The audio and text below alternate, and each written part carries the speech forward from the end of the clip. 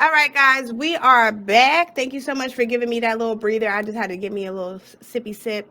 We're back with another celebrity here.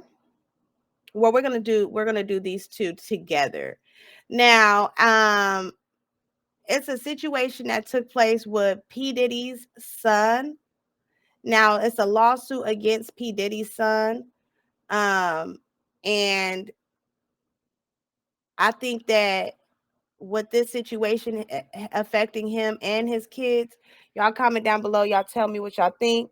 But we're going to go on ahead and watch what they got to say. And then I'm going to give my opinion and we're going to move on. That he lured her to Los Angeles to be raped by multiple men, including his dad, Sean Diddy Combs. Now, this isn't the first time that Justin has been named in a lawsuit with his famous father. We're on the case presented by Law and Crime.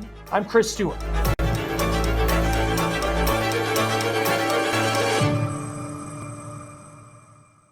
How about this new lawsuit against Sean Combs' son, Justin? Justin is one of Diddy's 7 kids. Here he is with his dad's arm around his shoulder. Justin has been in court supporting his dad, just as his siblings have been over the past 7 weeks of testimony. Now, listen, whatever your feelings are on Sean Combs and whether you think he's guilty of the charges that could put him in federal prison for the rest of his life, you just have to think how difficult it must be to hear about all the sexual exploits of their father. But if you believe the allegations I'm about to tell you in this new lawsuit brought against Justin Combs, Justin apparently was very aware of his dad's lifestyle. The new lawsuit that just dropped was filed by a woman from Louisiana. Specs has the lowest prices, so you'll always bring home the W. The fun starts It's here. giving he done turned his kids Who says in out. 2017, Justin Combs coaxed her to come to LA because she says that Diddy's son promised her a job in the entertainment industry. She claims the two had met on Snapchat, and Justin allegedly asked for explicit pictures, and she sent them. The woman, who's not named in this suit, says when she got to LA, she was raped by several men, including a certain music mogul now at the center of this high-profile, historic trial in federal court in Lower Manhattan. Yes, Sean Diddy Combs. The alleged victim claims that Justin invited her out west for a weekend to talk about her career. But when she got there, she says she was kept in a house in Beverly Hills. And according to the lawsuit, things seemed fine at first, but when she allegedly asked Justin Combs if they were going to leave the house, he said no. She claims that Justin Combs offered her alcohol, pills, and weed, and she thinks that the weed was laced. Now, you can see in those allegations some of the comparisons in this lawsuit to the so-called freak-offs that we have been hearing about for weeks at the center of the Sean Diddy Combs sex trafficking and racketeering trial. The woman says after she took the drugs, 3 men entered the house and all of them were wearing masks.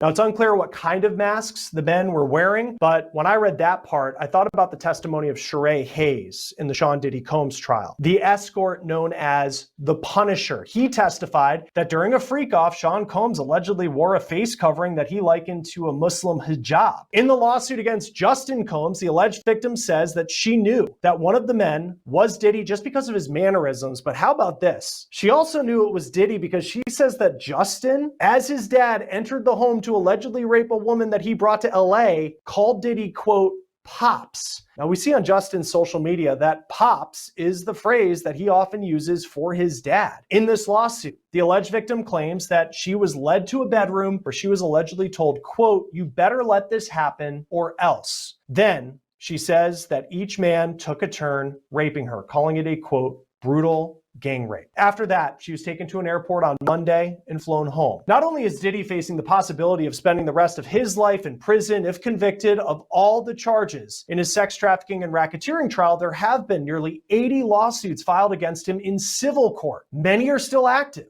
Several of the lawsuits accuse Diddy of sexual abuse and are filed by people who are not giving their names, just like in this lawsuit that we're talking about. This also isn't the first lawsuit that Justin Combs has recently faced.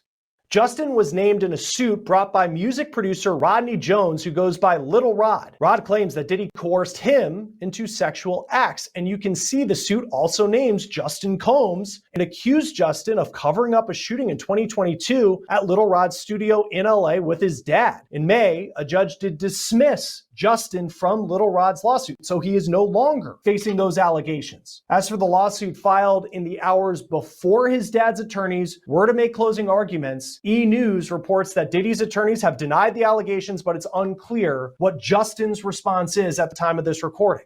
Joining us now is criminal defense attorney Will Corman. Always great to have you on Law and Crime. Thanks for being with us. What stands out to you in this lawsuit that Sean Combs is named, but also his son Justin? Well, it's interesting. I think the connection to Sean Combs is pretty tenuous. You know, we've gone through this all. It almost seems the one connection to Sean Combs that they actually put on him is the allegation that Justin called one of the masked men Pops during the course of the assault or just before the assault. That's it. The other connection, obviously, is that Sean Combs is Justin Combs' dad. So I think it's a bit of a stretch. You know, again, we're just receiving these documents now. And we're just going through this lawsuit now. Perhaps there's more out there, but it really doesn't seem that way. And of course, people who are victims of sexual violence, you want them to get their justice. We have seen dozens of lawsuits filed against Justin's dad in the wake of when he was indicted for the trial that he's on right now. How do you go through these lawsuits and understand who's telling the truth and who actually has a case that could be heard in court? Someone like Cassie Ventura, when you see that video from 2016, or you do look at some of these Jane Doe lawsuits and you wonder how many of them are true. Look, as a criminal defense attorney, it's my job to be cynical, and it's my job to, review everything with a pretty jaundiced eye. So the question really becomes are there corroborating facts and circumstances from Jump Street that make sense? So, for example, if this lawsuit is alleging that something happened in LA during a specific period of time, do we know that Sean Combs was there? Do we actually know that he was present in LA? These things aren't difficult to find out, but it's those baby steps to trying to build the foundation of a lawsuit to see what's realistic that really matter in a case like this. And as you so correctly said, we want victims of domestic violence, of sexual violence, and so on and so forth to actually be compensated accordingly. Unfortunately, when we have circumstances where we have somebody famous who's been charged with crimes, we have somebody famous who's been sued, there can be instances where other folks jump on the bandwagon. And I'm not suggesting that's what's happening here, but it is something that everyone needs to look at skeptically. Right, absolutely.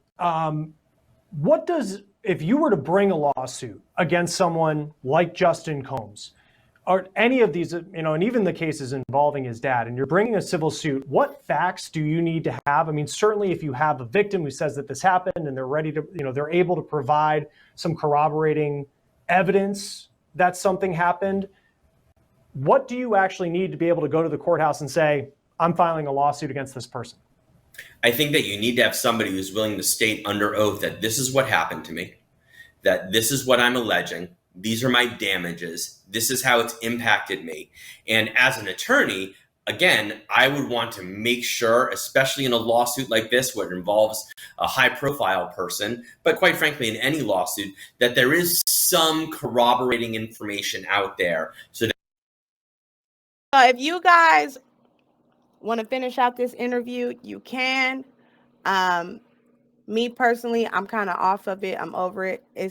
I don't like how he is just kind of like, it's a stretch. It's okay. All right. So let me go on ahead and show you guys a verse. Now, I showed this in the last video, but I feel the need to show it again. And stoned them to death. The young woman, because she was, oh, sorry, my bad. Hold on. Chapter, Deuteronomy 22, verse 25. Sorry, y'all, I'm getting tired. But if out in the country a man happens to meet a young woman pledged to be married and rapes her, only the man who has done this shall die. Do nothing to the woman. She has committed no sin deserving death. This case is like that of someone who attacks and murders a neighbor. Okay? So again, that's a death sentence in the eyes of the Lord. There's a special place in hell for people that do things like this to women. So again, when you guys, I told you guys in the Diddy video, now we're talking about his son. Diddy's facing 20 years. I feel like they trying to give him another year. He already did 1 year. So they might try to get him to do like a little bit over another year when they sentence him on the 3rd. But in all reality, I feel like he should get at least 6 years for the charges he was convicted of, considering all this stuff that just keep coming out. Now, you guys can come and tell me what y'all think Justin deserves. But what would be a justifiable sentence for Justin? Because now he done picked up his dad's habits, and Diddy raised that boy to be like this. He created a monster. If these things are true, right? If these things are true, he done inflicted demonic energy onto his own child, and now his son has grew up to be a monster just like him. If these things are true, when you go around hurting women and harming women, and you just think that that's okay, that's not okay. That's a death sentence, Booski. And we don't play that here. So again, and I'm going to make sure I clip this up for you guys, make these all separate parts. But again, Justin, we need you to come to the front. That ain't right. You don't supposed to be luring girls over to your house, giving them medications and things to make them a little bit out of it. They said the girl said that he drugged her, and then when he drugged her, and I'm talking about Diddy's son, y'all, Justin. Make sure y'all head over to YouTube and catch up on some of the videos we're watching together. But yeah, Justin, you are bringing your dad victims. That's how y'all get down over there. And then he also helps his dad cover up other violent crimes that take place. His little hitman. Have you guys ever, or his little devil worker? Have you guys allegedly? Have you guys ever seen Empire?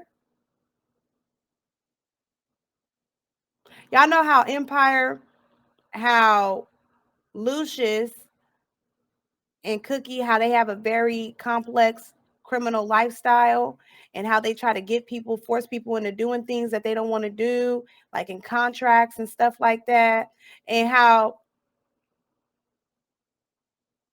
DeAndre in the show, how he be acting, how DeAndre be going and taking care of business for Lucius, how him and Lucius be going and taking care of business, and what DeAndre has to do, how he had drugged that lady in that show. Y'all go watch the show. That's what Justin remind me of. So yeah, go ahead, and so y'all might as well go ahead and do a 2-for-1.